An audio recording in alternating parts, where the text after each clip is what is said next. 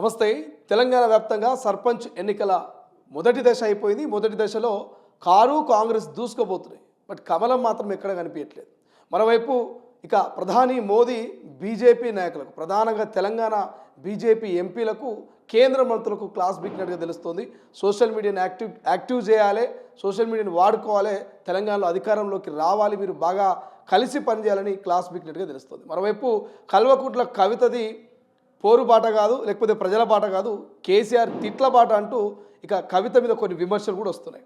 మాట్లాడే ప్రయత్నం చేద్దాం. ప్రస్తుతం మనతో పాటు ఏదైతే పొలిటికల్ అనలిస్టు రాజా యాదవ్ గారు ఉన్నారు. కేసీఆర్కి అత్యంత సన్నిహితుడు, గతంలో టీఆర్ఎస్ పార్టీలో చాలా కాలం పనిచేసినటువంటి వ్యక్తి. సో రాజా యాదవ్ గారితో మాట్లాడే ప్రయత్నం చేద్దాం. ప్రధానంగా కమలం పార్టీ ఎక్కడ కూడా లోకల్ బాడీ ఎన్నికల్లో కనిపించట్లేదు. మొత్తం కారు కాంగ్రెస్ ఈ రెండే పోటాపోటీన సర్పంచ్ అభ్యర్థులను గెలిపించినటువంటి పరిస్థితి. ఏం చెప్తారు ఈ కమలం మీద? కారు కాంగ్రెస్ కనిపించిన ఈ అన్ని కలిసి మళ్ళీ కాంగ్రెస్ అవుతుంది. అంటే ఎట్లా? చాలా రోజులు ఉన్నారు, 6 నెలలు అనుకుంటారు. 6 నెలల తర్వాత వీనికి ఎడు దోసది. దోసక ఏం చేస్తాడంటే ఇంట్లో ఏమన్నా అత్తయ్యో అని పోతాడు. అందులో ఏం రాలే, పాతం దగ్గర ఏం రాలే, మొన్న వచ్చిన దగ్గర కూడా ఏం రాలే. రాక వీళ్ళు పాత సర్పంచులు బజార్లు పట్టుకొని తిరుగుతాను, ఇంటికి పోతలేరు, అప్పుల బాధకు దానికి దేనికి. ఇప్పుడు కొత్తోడు వచ్చిండు, కొత్తగా గెలిచిండ్రు. సరే కమలం పార్టీకి కనిపిస్తాను అక్కడో ఇక్కడో అంగేసుకొని తిరుగుతాడు. మన ఏది టీఆర్ఎస్ పార్టీకి కనిపిస్తాడు. కాంగ్రెస్ పార్టీ కదా. ఇక మరి మా ప్రెసిడెంట్ మొత్తం గ్రామాలన్నీ వడగొత్తనన్నాడు. ఏ గ్రామానికి పోలే ఇప్పటి వరకు. మరి పాతోళ్ళు లేవని ఈ సోషల్ మీడియాను యాక్టివిటీ చేసుకోవాలి, సోషల్ మీడియాలో మన వాయిస్ వినిపించాలనో ప్రధానమంత్రి అంటానని వాయిస్ వస్తుంది. సోషల్ మీడియాలో నేను మాట్లాడుతున్నా తప్ప నన్ను మీటింగ్ పిలువరు. నేను ఒక్కనే మాట్లాడుతాను. ఇప్పటి వరకు సోషల్ మీడియాలో మా పార్టీ ఎవడు మాట్లాడు, మా ఎంపీ మాట్లాడు, మా ఎమ్మెల్యే మాట్లాడరు. మా ఎంపీ మాట్లాడితే ఒక రఘునందన్ మాట్లాడేటట్టున్నది. ఒక రఘునందన్ తప్ప వాళ్ళు నాకైతే కనిపించరు. అరవింద్ కనిపిస్తాడు, అరవింద్ ఒకటి కనిపిస్తాడు. ఇక ఎప్పుడన్నా పిడుగు పడ్డట్టు పడితే ఈ ఆయన మన బండి సంజయ్ కనిపిస్తాడు. అంతే తప్ప ఇప్పుడు బీజేపీ ఆత్మావలోకనం చేసుకోవాలి. అసలు 8 మంది పార్లమెంట్ మెంబర్ అయితే 6 వేరే పార్టీ వాళ్ళు.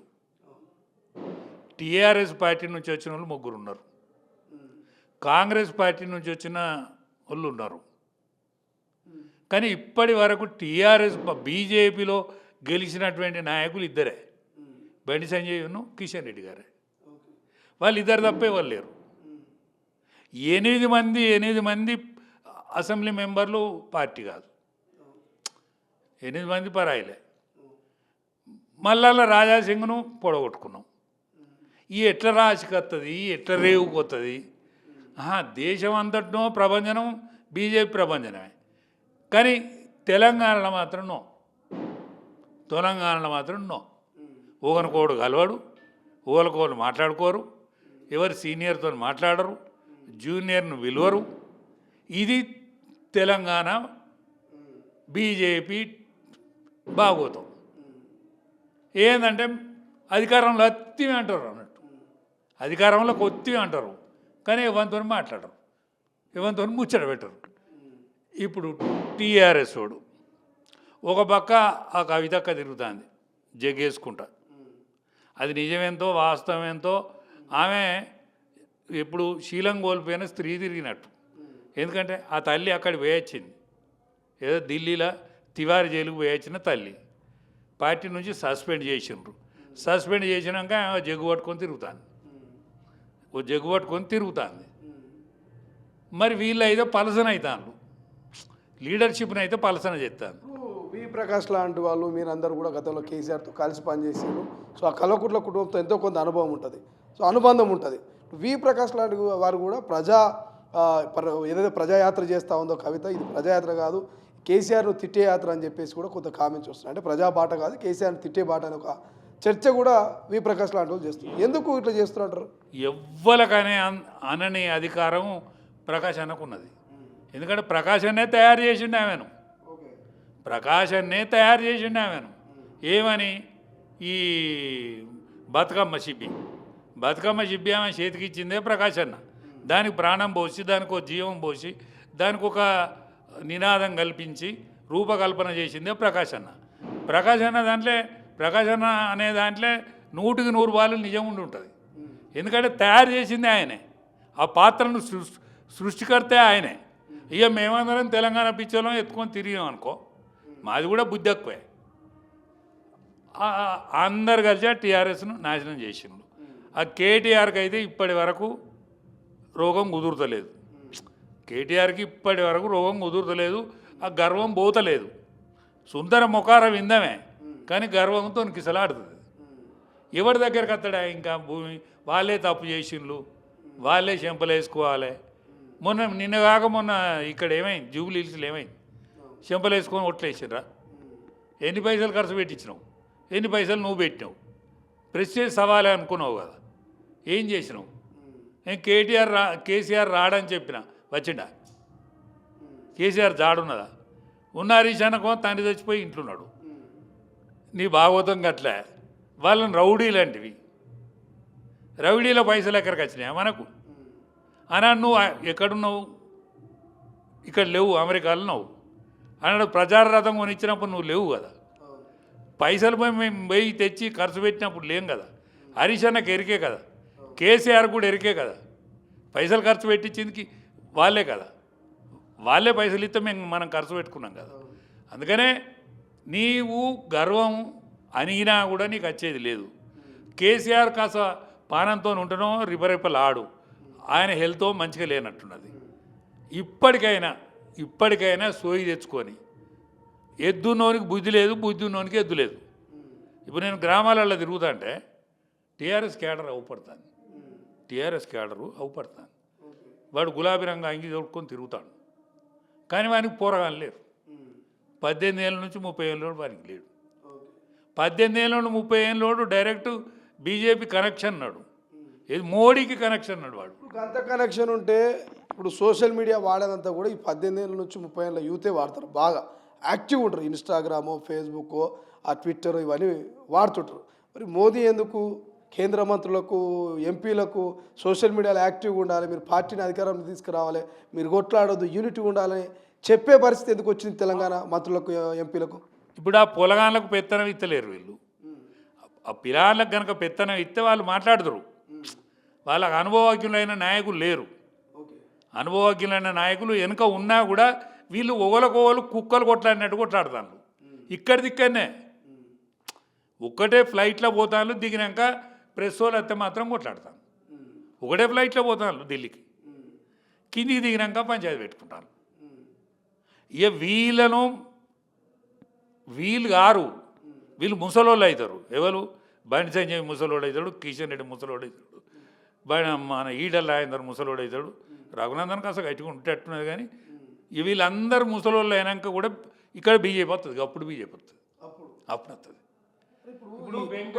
రఘునందన్ రావు లాంటి వాళ్ళు వాక్చాతుర్యం కావచ్చు, ఆయన మాట్లాడే లాజికల్ మాటలు కావచ్చు, ధర్మపురి అరవింద్ డేరింగ్ డాషింగ్ డైలాగులు కావచ్చు, లేకపోతే బండి సంజయ్ స్పీచ్లు కావచ్చు, ఈటల రాజేందర్ లాంటి ఉద్యమకారుల అనుభవం కావచ్చు, గింత తోడైనాక కూడా ఎందుకు గంత లేటుగా వస్తుంది అధికారంలోకి బీజేపీ? ఇప్పుడు ఈ రామచంద్రరావుకి ఏం కాలిపోయింది? ఊరా పల్లె. రామచంద్రరావుని తీసుకొచ్చి పెద్దమని చేసిరి. ఈయనకు ఊరు తెలియదా, పల్లె తెలియదా? మేధావే కావచ్చు, ఊరు తెలియదు, పల్లె తెలియదు కదా, యాడికి ఓడు కదా, ఒక్కూరు కూడా పోలేదు కదా ఇప్పటికి. అయిన కాంచెల్లి ఒక్క పట్టణాన్ని పోయినట్టున్నది, మెదక్ ఒకసారి పోయొచ్చినట్టున్నది, గటు ముఖాన్ని ఎటో ఒకసారి పోయొచ్చిండు. ఈ 7 పోయేది లేదు ఆయన. ఎట్లయితుంది పార్టీ? అచ్చా, ఆ కమిటేషన్లు సికింద్రాబాద్ వాళ్ళు సగం అట, సగం వాళ్ళు సగం ఈయన రామచంద్రరావు మనుషులు ఆయన ఇంటి చుట్టూ ఉంటుంది వాళ్ళందరినీ వేసుకున్నాడట. వాళ్ళ ముఖం ఒకని తెలియదు, వాళ్ళ ముఖం ఇంకోని తెలియదు. వీడు చెప్పుదామంటే వాడు వినేటోడు లేడు. గిసోంటి పరిస్థితులలో పార్టీని నడుపుతాను. సర్పంచ్లే గెలవని బీజేపీ రేపు ఎంపీటీసీ, జెడ్పీటీసీలో ఎట్లా పోటీ పడుతుంది? రేపు జిహెచ్ఎంసీలో ఎట్లా కొట్లాడుతుంది అనుకుంటున్నారు? ఇప్పుడు మొన్న జిహెచ్ఎంసీలో బ్రహ్మాండమైన ఫలితం వచ్చింది, ఏది పోయినసారి ఎన్నికలలో. ఇప్పుడు దీన్ని ఇంకా జిహెచ్ఎంసీని విస్తరించిండ్రు. ఆ కార్ఖాన ఉన్నది, అది ఎప్పుడైతుందో తెలియదు ఎన్నిక. ఆ ఎన్నికల వారికల్లా మా వాళ్ళకు సోయెత్తుందా అంటే నాకు సోయొచ్చేటట్టు అయితే అనిపించలేదు. సోయి రాకుంటే దేశం అంతటా బీజేపీ వస్తుంది కానీ తెలంగాణ రాదా? వీళ్ళకు సోయెత్తే ఇప్పటికైనా వీళ్ళకు సిగ్గు శరం ఆలోచన మంచిగా ఉంటే, ఉన్నోళ్ళే ఉన్నారు నాయకులు పాపం, ఉన్నోళ్ళే ఉన్నారు, వాళ్ళకు సర్వస్వాతంత్రం ఉంటే అందరికీ పని అప్ప చెప్తే ఈ రామచంద్రరావు అయినా అందరినీ కూర్చునబెట్టి, ఇప్పుడు 16 మంది ఎమ్మెల్సీలు ఉన్నారు, వీళ్ళందరికైనా ఇప్పటికైనా ఒక రేవుకు తెచ్చి, ఇక పంచాయరాజ్కు అందుకోరు, వీళ్ళు అందుకున్న వాళ్ళు కారు. ఇండిపెండెంట్ల కంటే తక్కువ ఉంటారా? ఇజ్జత్ తక్కువ ముచ్చట, కానీ ఇండిపెండెంట్లు ఎక్కువ ఉన్నారు, వీళ్ళు తక్కువ ఉన్నారు. కాబట్టి ఇది రాబోయే రోజులల్లో ఈ కేటీఆర్ సోయి తెచ్చుకొని ఇక కేటీఆర్ చేసిన కాడి చాలు ఊకోవాలి. అలా హరీష్ రావును ముందడ పెట్టాలి. ముందడ పెట్టి ఈ వచ్చిన ఈ టీఆర్ఎస్ పార్టీ నుంచి వచ్చిన వాళ్ళనో, లేకపోతే కాంగ్రెస్ పార్టీల అనుభవజ్ఞులు ఉన్న వాళ్ళనో, ఇంకా రాజగోపాల్ రెడ్డి లాంటి వాళ్ళు కలుపుకుంటే ఇంకా వచ్చేటోళ్ళు ఉన్నారు కాంగ్రెస్ నుంచి కూడా, వీళ్ళందరినీ ఒక తాటి మీద తీసుకొచ్చి ఈ టీఆర్ఎస్ బీజేపీ ఈ 2 పార్టీలు కలిసి ఈ 3 ఏళ్ల నాటికి ఒక రేవు కత్తే ఖచ్చితంగా ఇక్కడ కాంగ్రెస్ పార్టీకి నూకలు చెల్తే ఓడిపోతుంది.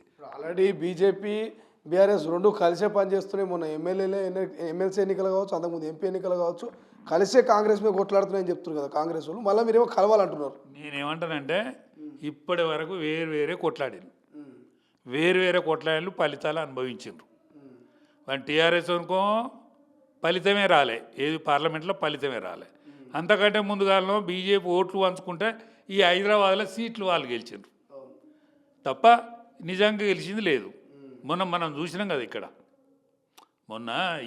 మొన్నటి ఉప ఎన్నికల్లో చూసినాం కదా ఎవరి బలం ఎంతో. ఇప్పుడు బీజేపీ బలం ఎంత? అడుక్కు షారడంతా. కాబట్టి ఇప్పటికైనా సోయి తెచ్చుకొని వీళ్ళు 3 ఏళ్ల కాలం ఉన్నది కాబట్టి మోడీ గారి ఆలోచన విధానాన్ని పరిగణలోకి తీసుకొని వీళ్ళందరూ ఒక రేవుకి వచ్చి ఇప్పటికైనా రామచంద్రరావుకు సావుదల కట మంచి ఒక రుణాలు చుట్టి పంపారు ఆయనకు. ఓ ప్రెసిడెంట్ అంటే మంచిదే కదా. ఇప్పటికైనా వాళ్ళందరినీ ఒక రేవులో కూర్చుండబెట్టి ఎట్లయితే ముందడు పోదామని ఆలోచన చేసుకుంటే వీళ్ళకి ఏమైనా ముందడు పోతారు. లేకపోతే దేశం అంతటా సక్సెస్ అవుతారు, ఒక్క తెలంగాణ మాత్రం కారు. మళ్ళీ అదే కాంగ్రెస్ పార్టీకి అవకాశం ఉంటుంది. ఇక్కడ ఎవరికి వాడే ఏమైనా తీరైతే ఇక్కడ కాంగ్రెస్ పార్టీకే అధికారం ఉంటుంది. రేవంత్ రెడ్డి బయటికి అంటలేడు, ధైర్యంతో అంటాడు. వీళ్ళందరినీ చూస్తాడు కదా, వీళ్ళు సాటుకుపోయి మళ్ళీ పని చేసుకుంటారు. ముందటనో తిడతారు, మళ్ళీ సాటుకుపోయి పని చేసుకుంటారు. వీళ్ళ రేవంత్ రెడ్డి అంటాడు, వీళ్ళ రేవు అన్నాడు, టీఆర్ఎస్ రేవు అన్నాడు, కవితక్క రేవు అన్నాడు. ఇప్పుడు కవిత ఎవరి చేతులు ఉన్నదా అంటే రేవంత్ రెడ్డి చేతులు ఉన్నదని అంటాను అందరూ. నిజమేంతో అబద్ధమేంతో తెలియదు. కానీ ఆయన ఇప్పుడు మొన్న ఆయన ఒకటి పట్టుకున్నాడు, అరే మంది కన్నీళ్ళు తుడుతానంటాను, మీ చెల్లె కన్నీళ్ళే తుడతలేవు అని. పరిశాన్ అయిండావు కాలేదా కేటీఆర్? మాటే దొరకలే ఆయన. రౌడీలు అన్నాక రౌడీల పైసలు మనకు అక్కడికత్తాయా అని నేను అన్నాక రౌడీల ముచ్చట బంద్ అయింది. అంటే నేనని కాదు, అనేక మంది మాట్లాడినట్లు. అట్లనే వీళ్ళంతా సోయి తెచ్చుకొని ఇక కేటీఆర్ గారు, కేసీఆర్ వీళ్ళు సపరే ఊకొని హరీష్ రావుకు పెత్తనాన్ని అప్పచెప్పి, టీఆర్ఎస్ బాపతి పెత్తాను అప్పచెప్పి వీళ్ళు బీఆర్ఎస్ ఉంచుకోవాలి. అంతలా అయితే ఏది స్టాంపు బీఆర్ఎస్ వీళ్ళు ఉంచుకొని హరీష్ రావుకి అప్పచెప్తే ఈ రేవుకి వస్తుంది. వీళ్ళందరూ కూడా సోయి తెచ్చుకొని మెదులుతనో రేవుకి వస్తారు, లేకపోతే గట్టినే ఇక్కడనే కాంగ్రెస్ పార్టీ పరిపాలిస్తుంది. సో ఇది రాజకీయాల్లో చాలా కాలం నుంచి యాక్టివ్ ఉన్నటువంటి వ్యక్తి, కేసీఆర్ కుటుంబంతో చాలా కీలకంగా గతంలో పదవులు కావచ్చు విధంగా ఆయనతో పాటు కలిసి పనిచేసినటువంటి వ్యక్తి రాజా యాదవ్ గారు క్లియర్ చెప్తున్నారు. బీజేపీ ఇప్పటికైనా బీజేపీలో ఉన్నటువంటి సీనియర్ నాయకుల్ని కలుపుకొని పోని బీజేపీ పెద్దలు ఇప్పటికైనా మారండి, లేకపోతే భవిష్యత్తులో కాంగ్రెసే తప్ప మళ్ళీ ఇక్కడ బీజేపీ వచ్చే ఛాన్స్ లేదు దేశవ్యాప్తంగా కూడా ఆయన హెచ్చరిస్తూ ఉన్నాడు. నిన్ననే మోదీ హెచ్చరించడం తెలుస్తుంది, ఇవాళ సీనియర్ నాయకులు కూడా హెచ్చరిస్తూ ఉన్నారు. ఇప్పటికైనా బీజేపీ నాయకులు మార్పు వస్తుందా, లేకపోతే గతంలో లెక్కనే పనిచేస్తారనేది భవిష్యత్తులో చూడాల్సిన అవసరం ఉంది. కెమెరా పర్సన్ అజయ్తో శ్రీశైలం, తొలి వెలుగు, హైదరాబాద్. అసలైన తొలి వెలుగు. ఫాలో వాట్సాప్ @తొలి వెలుగు official.